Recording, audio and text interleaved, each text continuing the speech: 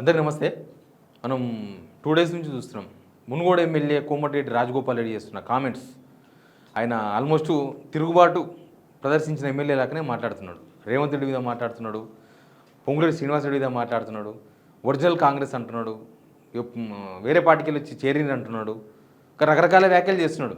అసలు ఆంధ్రలోకే దోషి పెడుతున్నాడు అంటున్నాడు, మొత్తం ఆంధ్ర కాంట్రాక్టర్లు వచ్చింది అంటున్నాడు, మొత్తంగా ప్రభుత్వానికి అగెనెస్ట్ టోన్ వినిపిస్తున్నాడు. అసలు ఏమైంది రాజగోపాల్ రెడ్డికి? రాజగోపాల్ రెడ్డి ప్రాబ్లం ఏంది? కాంగ్రెస్లో ఉంటా అంటున్నాడు, మళ్ళీ అది కూడా క్లారిటీ ఉంది. కాంగ్రెస్లో ఉంటా, రాహుల్ గాంధీ నాయకత్వంలో పనిచేస్తా అంటున్నాడు. రాజగోపాల్ రెడ్డి ఇప్పుడున్న ఎమ్మెల్యేలలో, కాంగ్రెస్ ఎమ్మెల్యేలలో నేను మునుగోడు ప్రజలతో, నాకు తెలిసిన వాళ్ళతో మాట్లాడాక చెప్తున్నా, బెటర్ ఎమ్మెల్యే, దానిలో ఏం డౌట్ లేదు. ఎందుకంటే కనీసం పట్టించుకుంటున్నాడు. ఆయన సొంతంగానైనా డబ్బులు ఇచ్చి, ఆయన సొంతంగానైనా ఏదో సాయం చేసి కాన్స్టిట్యూన్సీని పట్టించుకుంటాడు. బట్ పాలిటిక్స్ ఏంది దీనిలో? పొలిటికల్ వ్యవహారం ఏంది? మహేష్ కుమార్ గౌడ్ స్పందించింది పీసీసీ చీఫ్ ఆయన మీద, ఆయన చేసిన కామెంట్స్ పైన. ఏమైండో, ఎందుకు మాట్లాడుతున్నాడు? రాజగోపాల్ రెడ్డి మాటల వెనుక ఏముంది? నేను ఫోన్ చేసిన మాట్లాడదామని, ఎత్తలేదు ఫోన్. అయినా ఎత్తితే ఇంకా చాలా విషయాలు చెప్పే అవకాశం దొరికేది. ముందు సబ్స్క్రైబ్ చేయండి, షేర్ కూడా చేయండి. నేను వీడియోలు చూపించాల్సిన అవసరం కూడా లేదు నాకు తెలిసి. తెలంగాణ ప్రజలందరూ చూసిండ్రు నేను ఇంతకుముందు చెప్పిన కామెంట్సే. నిన్న సింగర్ ఏపూర్ సోమన్న 25 years ఆయన పాటలు వాడి 25 years అయిందని సభ పెట్టుకుంటే దానిలో పోయి మాట్లాడాడు. ఇవాళ ఏదో టెంపుల్ కాడ పోయి మాట్లాడాడు. ప్రభుత్వం మీద ఇప్పటివరకు ఏ అధికార పార్టీ ఎమ్మెల్యేలు మాట్లాడలేదు. ఇది కరెక్ట్, ఎవరు మాట్లాడలేదు. సరే, చాలా బాధలు ఉన్నాయి, డెవలప్మెంట్కి డబ్బులు ఇస్తలేరు, జనాల ముందు నల్లముఖం వేసుకొని తిరగాల్సి వస్తుంది ఎమ్మెల్యేలకు, ఇదంతా ఓకే. కానీ ఎవరు ధైర్యం చేసి బయటకు వచ్చి ప్రభుత్వానికి ఎగనెస్ట్గా, ప్రభుత్వంలో ఉన్న వాళ్ళు ఇంత ఓపెన్గా ఎవరు మాట్లాడలేదు. రాజగోపాల్ రెడ్డి మాట్లాడుతున్నాడు. ఇంకా రాజగోపాల్ రెడ్డి మాట్లాడితే పీసీ చీఫ్ మహేష్ కుమార్ గౌడ్ కూడా అన్నాడు, నా దృష్టికి వచ్చింది, నేను హైకమాండ్ చూసుకుంటుంది, ఖచ్చితంగా చర్యలు తీసుకుంటాం. నాకు తెలిసి ఇప్పుడు కాంగ్రెస్ ఉన్న పరిస్థితుల్లో రాజగోపాల్ మీద చర్యలు తీసుకునే ధైర్యం అయితే లేదు కాంగ్రెస్కి.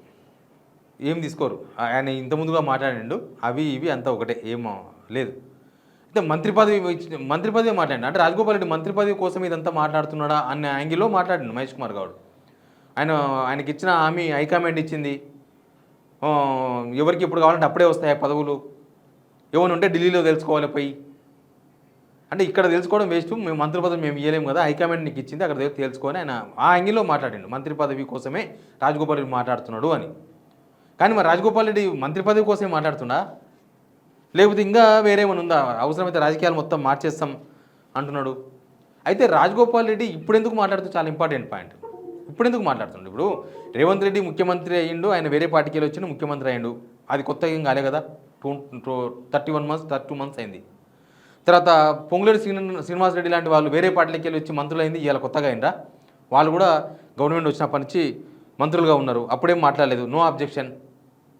ఎప్పటి నుంచో ఆంధ్ర ఉద్యోగులను తీసుకొచ్చి సీఎంఓలో పెట్టుకున్నారు, ఆంధ్ర వాళ్ళని తీసుకొచ్చుకొని ఇక్కడ మొత్తం పని చేపించుకుంటున్నారు. ఇది కంటిన్యూగా 2.5 yearsకి వెళ్ళి నడుస్తుంది, నో అబ్జెక్షన్, ఎప్పుడు అబ్జెక్షన్ చేయలేదు. ఇప్పుడు కొత్తగా ఏం కాలే కదా, కొత్త ఎపిసోడ్ ఏం జరగలే కదా. మరి ఇప్పుడెందుకు రాజగోపాల్ రెడ్డి అబ్జెక్షన్? రాజగోపాల్ రెడ్డి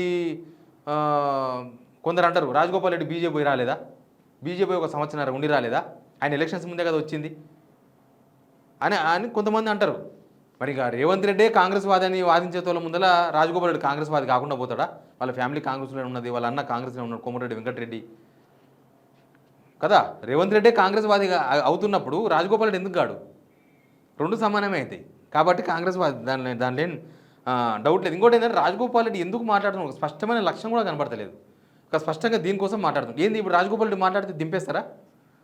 రాజగోపాల్ రెడ్డి హైకమాండ్ దగ్గర పోయి మాట్లాడితే ఏమైనా దింపేస్తారా? కానీ ఈయన మాట్లాడితే దింపేస్తారా? ప్రభుత్వాన్ని డ్యామేజ్ చేయాలనే ఉద్దేశంతో మాట్లాడుతున్నాడా, లేకపోతే టార్గెట్గా రేవంత్ రెడ్డి టార్గెట్గానో, లేకపోతే పొంగులేటి టార్గెట్గా మాట్లాడుతున్నాడా? రాజగోపాల్ రెడ్డి మాటలకు ఒరిజినల్ కాంగ్రెస్ నుంచి సపోర్ట్ వస్తుంది. కార్యకర్తలు రాజగోపాల్ రెడ్డి లేటుగా మాట్లాడినా మంచిగా మాట్లాడుతున్నాడు, కరెక్ట్ మాట్లాడుతున్నాడు, మా గురించి మాట్లాడుతున్నాడు. ఎవరు మాట్లాడతలేరు, మినిస్టర్లు ఎమ్మెల్యేలు ఎవరు మాట్లాడతలేరు.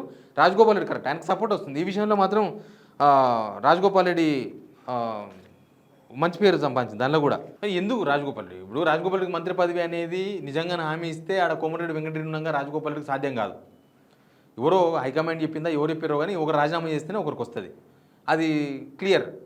నాకున్న ఇన్ఫర్మేషన్లో మంత్రి పదవి రాజగోపాల్ రెడ్డికి రాదు అనేది బహుశా కన్ఫర్మ్ అయిపోయింది. అంటే వాళ్ళన్న రాజీనామా చేస్తలేడు కదా, వాళ్ళన్న రాజీనామా చేస్తే అప్పుడు నాకు మంత్రి పదవి వచ్చే అవకాశం ఉంటుంది. కానీ ఆయన లక్ష్యం మంత్రి పదవేనా? రాజగోపాల్ రెడ్డి లక్ష్యం మంత్రి పదవే. మంత్రి పదవి కోసం ఇవన్నీ మాట్లాడుతున్నాడా? ఇది క్లారిటీ రావాలి. కానీ నాకు అనిపిస్తుంది బహుశా ప్రభుత్వం పైన జనాలలో పూర్తిగా అసంతృప్తి వచ్చేసింది. అంటే ఇంకా ప్రభుత్వం చెయ్యదని డిసైడ్ అయిపోయారు. గవర్నమెంట్ ఏం చేయలేదు, ఎమ్మెల్యేల మీద తిరగబడే రోజులు కూడా వస్తాయేమో త్వరలో.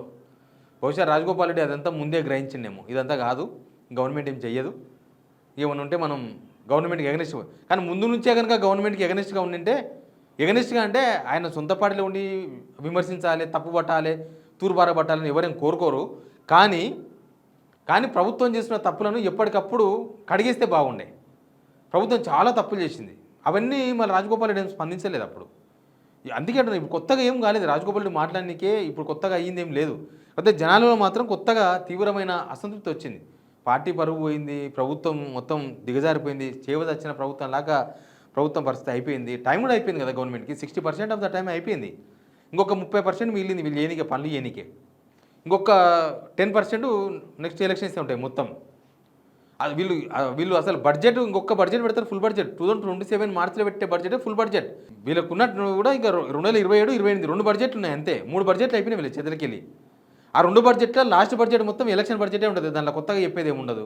వీళ్ళు ఫుల్ ఫెడ్జ్గా పెట్టేది 2027 బడ్జెట్ ఒకటే. మంచిగా స్కీమ్ల కోసం ఎవరైనా కడుపుకి ఇంత పెడదాము, జనాలకి ఇంత తిని పెడదాం అన్నప్పుడు పెట్టాల్సిన బడ్జెట్ అంటే ఆల్మోస్ట్ 60% అయిపోయింది. ఇక జనాలు కూడా ఆశ మెల్లగా వదులుకుంటున్నారు, ఇంకేముండదు, వీళ్ళేం చేసేది ఉండదని. బహుశా ప్రజల్లో గవర్నమెంట్ మీద ఉన్న అభిప్రాయం కూడా తెలుస్తుంది కదా. మరి రాజగోపాల్ రెడ్డి ఇవన్నీ గ్రహించిందేమో, ఇంకా మనం కూడా వీళ్ళతో పాటు ఉంటే వాల్యూ లేదు, లేకపోతే వీళ్ళతో పాటు ఉంటే ఇంకా మనకు కూడా సేమ్ అందరిలాగానే జరిగేది జరుగుతుంది, అంటే అందరిలాగానే మనకు కూడా వ్యతిరేకత పెరుగుతుంది మన మీద కూడా, మనం అట్లా కాకూడదు బహుశా అట్లా అనుకుంటున్నాడేమో. దానికి రాజగోపాల్ రెడ్డికి పెద్దగా ఎమ్మెల్యేల సపోర్ట్ కూడా ఏం లేదు. నువ్వు నల్గొండ ఎమ్మెల్యేలు అయితే లేరు, బయట రాజగోపాల్ రెడ్డి కూడా ఎమ్మెల్యేలు కూడా ఏం లేరు. రాజగోపాల్ రెడ్డి వాదనతో ఏకీపిస్తారు ఎమ్మెల్యేలు. కరెక్టే నేను చెప్పేది. చాలామంది కాంగ్రెస్లో గెలిచిన వాళ్ళందరూ ఎలక్షన్స్ ముందు వచ్చి గెలిచిన వాళ్ళు. ఇప్పుడు పాలకృతి యశస్వి రెడ్డి ఎవరు, ఎక్కడి నుంచి వచ్చిందామే, ఎలక్షన్స్ ముందర డౌన్లోడ్. ఇంకా అట్లా చాలామంది ఉన్నారు, ఎలక్షన్స్ ముందర వచ్చిన వాళ్ళే చాలామంది ఎమ్మెల్యేలుగా ఉన్నారు. వాళ్ళ సపోర్ట్ ఉంటుందా? వాళ్ళ సపోర్ట్ ఏమి ఉండదు. వాళ్ళందరూ ఇప్పుడు రాజగోపాల్ రెడ్డికి యాంటీ నిజం చెప్పాలంటే. కానీ ఇదంతా ఇక్కడ తేల్చే వ్యవహారం కాదు కదా. రాజగోపాల్ రెడ్డి గుడికాడ మాట్లాడితేనో, మున్గోలులో మాట్లాడితేనో, ఏదో సభలో మాట్లాడితే తేలే వ్యవహారం కాదు. కానీ మన ఆయన వ్యతిరేక స్వరం వినిపిస్తున్నాడు. ఇది పార్టీకి నష్టమే, ప్రభుత్వానికి నష్టమే ఆయన మాట్లాడే మాటలు. కానీ మరి దేనికోసం మాట్లాడుతున్నాడు, ఆయన లక్ష్యం ఏంది? ఆయన పోని పార్టీ మారుతాడు, పార్టీ మారే ముందు ఏదో అలిగేషన్ చేద్దామని చేస్తున్నాడు. అంటే ఆయన లేదు నేను పార్టీ మారను, నేను కాంగ్రెస్లోనే ఉంటా, రాహుల్ గాంధీ నాయకత్వాన్ని పనిచేస్తా అంటున్నాడు. సరే, పార్టీ మారడం అనేది పెద్ద అంతకుముందు మారిన పార్టీ కాబట్టి పార్టీ మారడం అనేది అది ఒక రోజుల ప్లేట్ ఫిరాయించవచ్చు. ఎవరైనా రాజకీయ నాయకులు అందరూ బంగారాలే, ఎప్పుడైనా మారుతారు పార్టీలు, దానికి ఏమి ఇబ్బంది లేదు. సొంత పార్టీలు ఏం కాదు కదా. ఒక ప్రాంతీయ పార్టీలకు సంబంధించిన కేసీఆర్, కేటీఆర్ అట్లాంటి వాళ్ళు తప్పితే మిగతా అందరూ పార్టీ మారేతోలే. హరీష్ రావు లాంటి వాళ్ళు తప్పితే, టీడీపీలో కొంతమంది, చంద్రబాబు నాయుడు, లోకేష్ తప్ప అందరు పార్టీ మారేతోలే ఉంటారు. కానీ అందరూ అనుకుంటున్నారు ఎందుకు మాట్లాడుతున్నారు రాజగోపాల్ రెడ్డి ఏంది, ఇప్పుడు ఏమైంది, ఢిల్లీకి వెళ్ళి ఏమన్నా సంకేతాలు వచ్చినాయా, మంత్రి పదవులు ఏం లేవనో, లేకపోతే ఉన్న రాజగోపాల్ రెడ్డికి రాదానో, లేకపోతే ప్రజల గవర్నమెంట్ మీద తీవ్రమైన అసంతృప్తి, వ్యతిరేకత వచ్చింది, మనం ఆ గాడుపులో పోవద్దు, మనం గట్టిగా ఉండాలంటే కొంత ప్రజల కోణం తీసుకోవాలని ఉన్నారు. కానీ రాజగోపాల్ రెడ్డి స్టాండ్ బై ఉండాలి కూడా మాట్లాడినప్పుడు. ఆయన మళ్ళీ ఇయ్యాలోడు మాట్లాడి, రేపోడు మాట్లాడి, ఎల్లుండోడు మాట్లాడితే పోతుంది, ఆ విలువ పోతుంది. అది కొంత జనాల్లో ఉంది, వీళ్ళు మాట మీద ఉండరు అనేది కొంచెం ఉంటుంది. వ్యక్తిగతంగా రాజగోపాల్ రెడ్డికి మంచి పేరు ఉంది కాన్స్టిట్యున్సీలో. కానీ ఆ స్టాండ్ ఎంతవరకు ఉంటుంది అనేది ఇంపార్టెంట్. ప్రజల కోసం కొట్లాడితే మంచిదే కదా. అధికార పార్టీ ఎమ్మెల్యేని వచ్చి ప్రజల కోసం కొట్లాడతా, నేను ప్రజల ముందు ఉంటా, ప్రజల కోసం చేస్తా అంటే మంచిదే, దాన్ని ఏముంది, ఎవరన్నా కాదంటారా? ఖచ్చితంగా స్వాగతించాల్సిన విషయమే. బట్ దీన్ని ప్రతిపక్షాలు కూడా వాళ్ళకు అనుకూలంగా ఏం మలుచుకుంటలేరు. అంటే రాజగోపాల్ రెడ్డి స్టాండు అర్థం కాకనే మలుచుకుంటలేరు వాళ్ళు. రాజగోపాల్ రెడ్డి పక్క మాట్లాడుతుంటే చూసినా మీ సొంత ఎమ్మెల్యేనే మాట్లాడుతున్నారని చెప్పి చెప్పడానికి వస్తుంది. వీళ్ళు సమాధానం కూడా చెప్పలేరు నిజంగా. రాజగోపాల్ రెడ్డి మాట్లాడితే రేవంత్ రెడ్డితో సహా రేవంత్ రెడ్డి బ్యాచ్ మంత్రులు కానీ ఎమ్మెల్యేలు కానీ ఎవరు కనీసం సపోర్టు కూడా చేస్తలేరు రేవంత్ రెడ్డికి. ఆయన మాట డైరెక్ట్ రేవంత్ రెడ్డి మీదే మాట్లాడుతున్నాడు. No support. Rajagopal Reddy support ఉందా అంటే అట్లా కూడా ఏం లేదు, సైలెంట్. మళ్ళీ చూద్దాం ఏం జరుగుతుందో. ఇది మొత్తం పెద్ద తుఫాన్ ఇప్పుడే స్టార్ట్ అయినట్టు కనిపిస్తుంది. ఆ తుఫాన్ ఏమవుతుందో. Please subscribe.